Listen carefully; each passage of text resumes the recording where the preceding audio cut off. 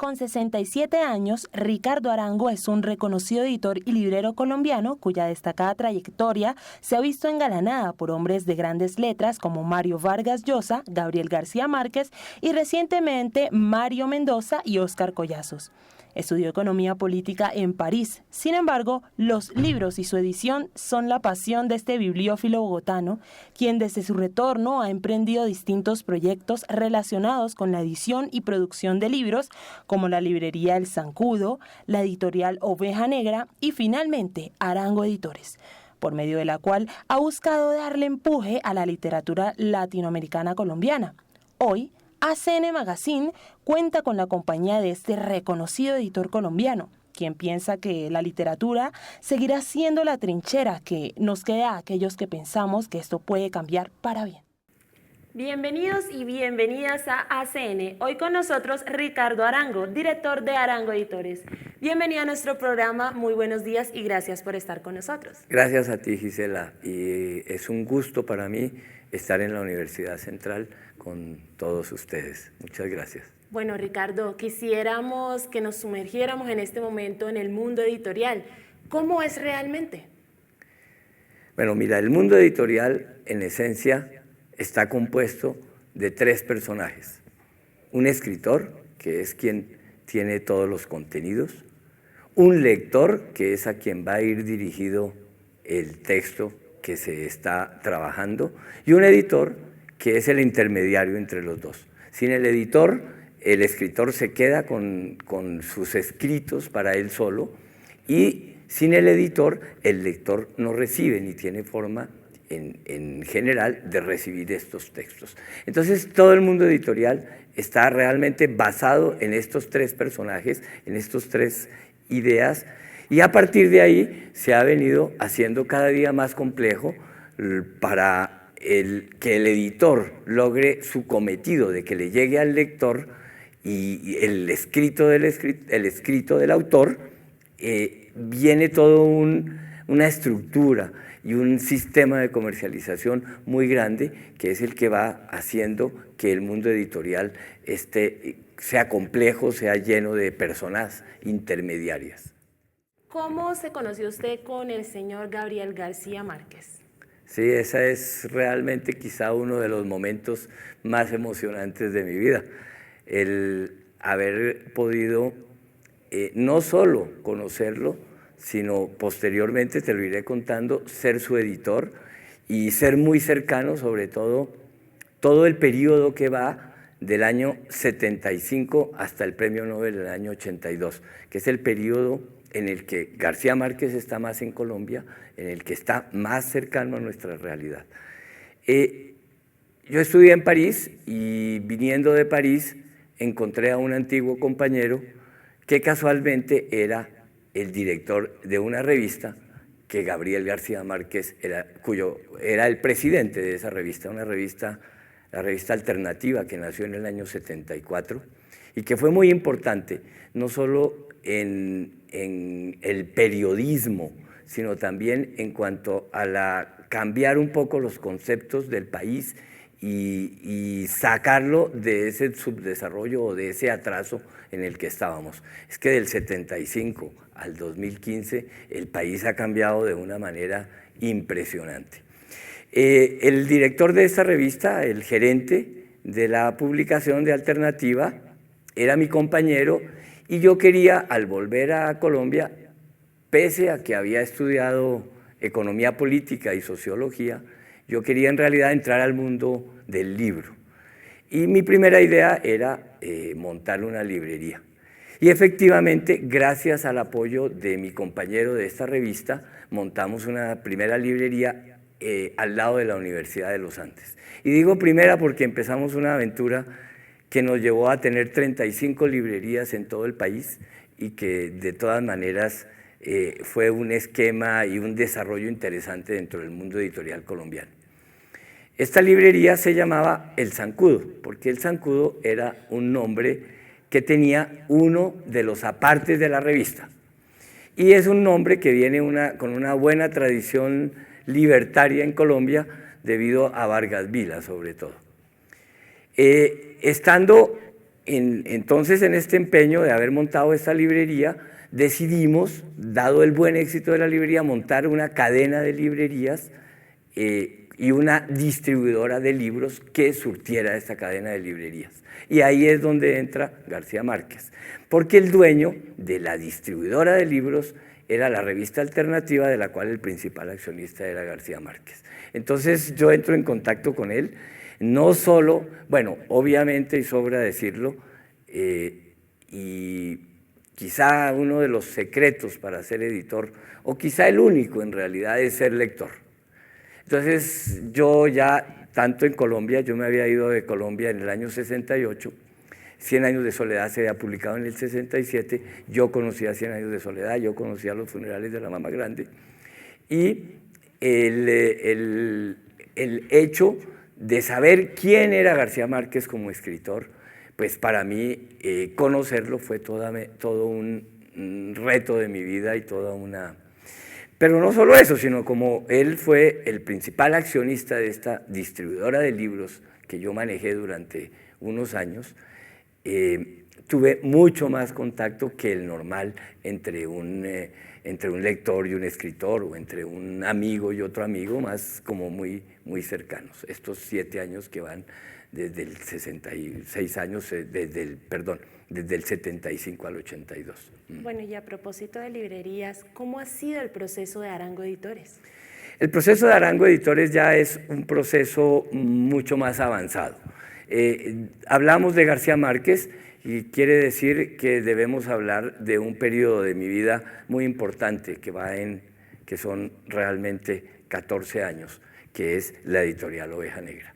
En la Oveja Negra, y debido a la cercanía con García Márquez, lo primero que hicimos en el momento en que la compramos es querer editar a García Márquez, porque una cosa es ser amigo de García Márquez, ser lector de García Márquez, ser cercano a García Márquez, y una cosa muy distinta es editar a García Márquez. Esto ya era todo un proceso, se necesitaba toda una validación, porque García Márquez ya en el momento, inclusive un poco antes de escribir 100 años de soledad, García Márquez tiene una agente literaria en Barcelona, que es la agente literaria más importante de habla hispana, y ella se llama Carmen Balcells.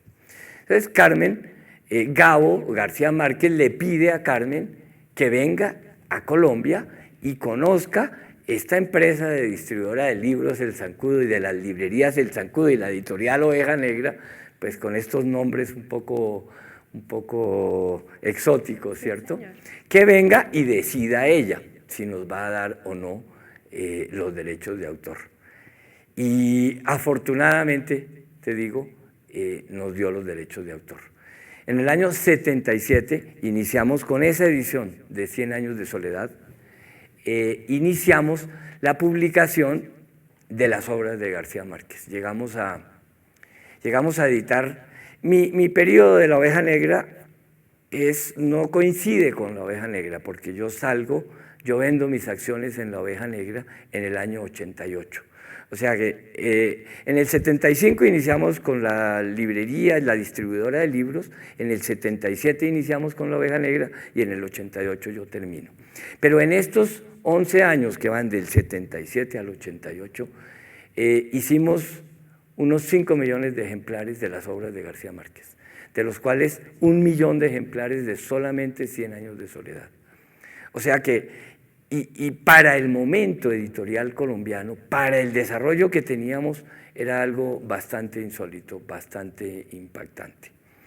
Pero lo que te digo, quizá el periodo de la Oveja Negra, el momento de mayor esplendor es haber estado con García Márquez en Estocolmo, recibiendo él el premio Nobel y nosotros acompañándolo. Pero distintas circunstancias y el desarrollo de la misma industria editorial hace que en el año 88 venda mis acciones y salga de la Oveja Negra. Y inicie entonces un camino nuevo y solo. Y ahí es el nacimiento de Arango Editores. Como editor, dentro de la Oveja Negra, ya había hecho muchos autores. La Oveja Negra tuvo un momento de esplendor con los autores colombianos y latinoamericanos. Nosotros ahí, y lo digo porque pues esencialmente el trabajo de editor recaía en mí, hicimos a Mario Vargas Llosa, a Isabel Allende, hicimos a Antonio Escármeta, hicimos a Jorge Amado, hicimos a Alfredo Bryce Echenique. O sea, la flor y nata de la literatura latinoamericana. Bien, Ricardo. Sí. Quisiéramos saber, como editor, ¿tienes la responsabilidad de elegir al escritor que más vende o aquel que necesita ser leído por la gente? Esa es una gran pregunta, Giselda.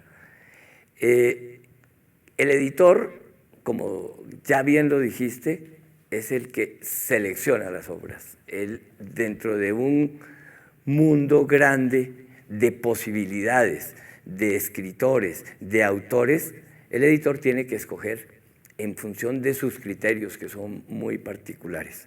Porque hay muchas clases de editores. Hay editores que prefieren tratar de conseguir los escritores más comerciales, aunque puedan no tener una calidad literaria grande.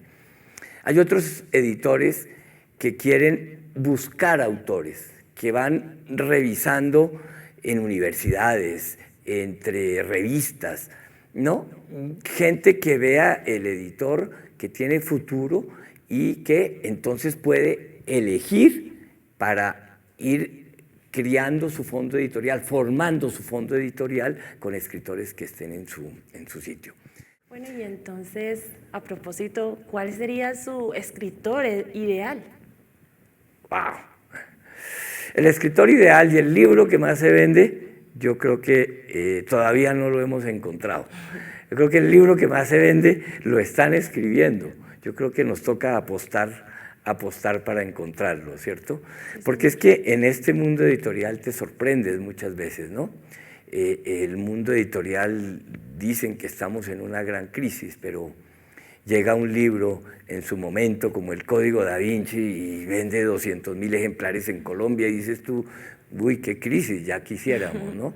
Más recientemente, una obra que es muy polémica, Las 50 sombras de Grey, ¿cierto? Una trilogía que son 2.400 páginas más o menos, y qué éxito de ventas. Más ahora que lo va a reforzar una película que todo parece indicar viene muy fuerte y según los últimos datos, en la primera semana en Estados Unidos ha recogido mucho dinero. Y a propósito, ¿usted escribe? Ya quisiera. No pienso, Gisela, que eso es otro oficio. Una es el oficio de editor y otra es el oficio de escritor. ¿Qué cambios prevé usted para el futuro del mundo editorial? Bueno, al mundo editorial definitivamente está ingresando la edición digital. No es tan rápida como augura mucha gente, pero poco a poco va llegando y va a ir llegando. Ese va a ser uno de los grandes cambios. Pero sobre todo también quizá el cambio más importante que vamos a tener es el que podemos llegarle cada día más a más personas. Es un cambio nuevamente tecnológico. El escritor, hoy como nunca, puede ser el mismo editor, puede ser editor de su propia obra, porque tiene el mercado a su disposición, tiene el lector que está en el otro lado esperando contenidos de este autor. Ricardo, muchas gracias por acompañarnos en esta emisión de ACN. No, a ti, Gisela, muchas gracias a ti y a la Universidad Central, y espero que en el futuro salgan muchos estudiantes editores.